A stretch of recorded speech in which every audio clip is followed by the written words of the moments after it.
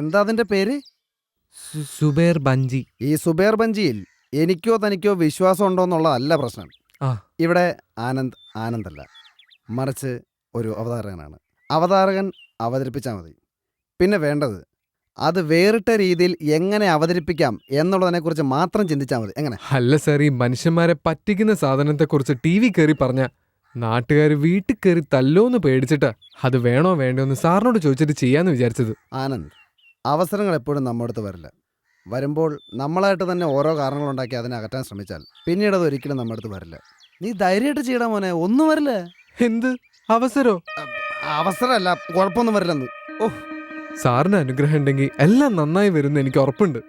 എനിക്ക് ഉറപ്പുണ്ട്. ഏ? അല്ല, നമ്മുടെ മറ്റേ ആ സ്ക്രിപ്റ്റ് കൊണ്ടുവന്നിട്ടുണ്ടോ? ഉണ്ട്. ആ, എന്നാ എടുക്ക്.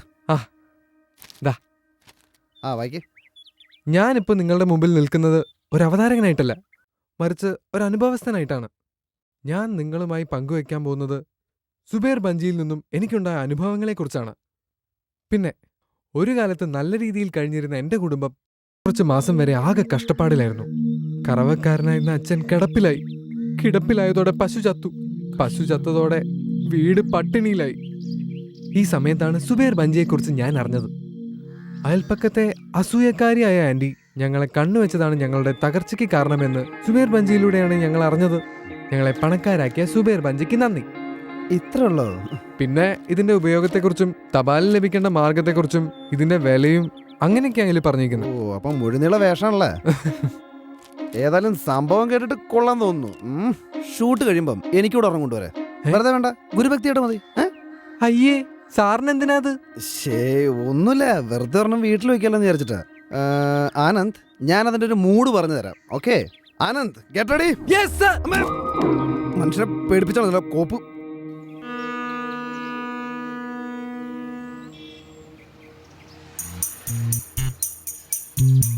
ടോണി കൂടുതൽ ഗ്ലാമർ ആകണമെന്ന് എൻ്റെ അർത്ഥം നീ പറയാറുള്ളത് എനിക്കിപ്പോഴാണ് മനസ്സിലായത്. ഇത് പറയാനാണ് നീ എന്നെ വിളിപ്പിച്ചത്? അല്ല, ക്ഷമയോട് ക്ഷമ ചോദിക്കാം. നാളെയല്ലല്ലോ നിനക്ക് എന്നോട് ക്ഷമ ചോദിക്കാൻ. തൽക്കാലം ഇല്ലാന്ന് തന്നെ വെച്ചു.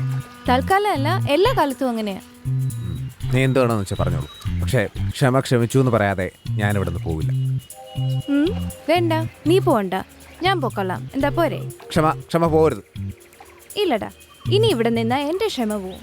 ആ ക്ഷമ പോകാതെ ഞാൻ നോക്കിക്കോളാം. പക്ഷേ നീ ക്ഷമിച്ചു എന്ന് പറയാതെ ഇവിടെ നിന്ന് പോകരുത് പ്ലീസ്. ഇതെന്തൊരു കഷ്ടമാണെന്ന് പറ.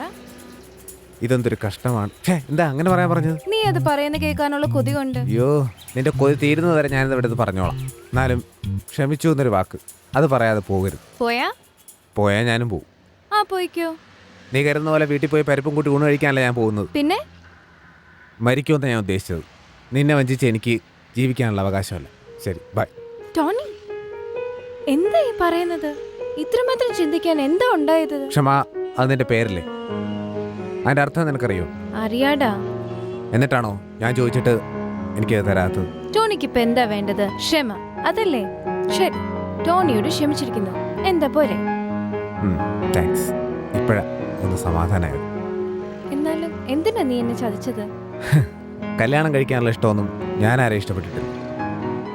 പക്ഷെ ഇപ്പോഴാ മനസ്സിലായത് ഒരു പെൺകുട്ടി എന്താണെന്നും അവളുടെ ഫീലിങ്സ് എന്താണെന്നും അവൾ അടുത്തില്ലാത്തപ്പോൾ ഉണ്ടാകുന്ന, അല്ലെങ്കിൽ അവൾ ഇഗ്നോർ ചെയ്യുമ്പോൾ ഉണ്ടാകുന്ന അവസ്ഥ എന്താണെന്നൊക്കെ ഇപ്പോഴാണ് എനിക്ക് ശരിക്കും മനസ്സിലായത്.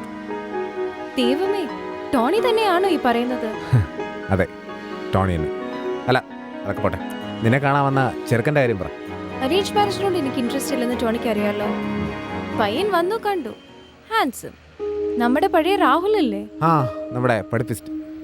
ഇത് തന്നെയാണ്. അടുത്ത മാസം 22 മാരേജ് ഫിക്സ് ചെയ്തത്. ഓ, ഡേറ്റ് ഫിക്സ് ചെയ്തല്ലേ? അതല്ലേ ദേശത്തിലെല്ലാം കൂടെ നിനക്ക് അയച്ചത്. അല്ല, ആ കൂട്ടത്തില് ഞാൻ നിനക്ക് തന്ന പഴയ ഡോള് കണ്ടില്ല? എന്തോ അത് അയക്കാൻ തോന്നിയില്ല. അതെന്താ?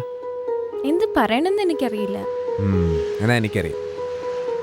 നിന്റെ മനസ്സിൽ ഇപ്പോഴും എന്നോടുള്ള സ്നേഹം ഇത്തിരി ബാക്കി കിടപ്പുണ്ട്, ശരിയല്ലേ? സത്യം പറയട്ടെ, ശരിക്കും നിന്നോടുള്ള ദേഷ്യത്തിന് മുഖത്ത് നോക്കി 2 പറയാനും കൂടിയാ വന്നത്. പക്ഷേ നിന്നെ കണ്ടപ്പോ നീ വിളിച്ച ഇപ്പൊ ഞാൻ നിന്റെ കൂടെ ഇറങ്ങി വരാം.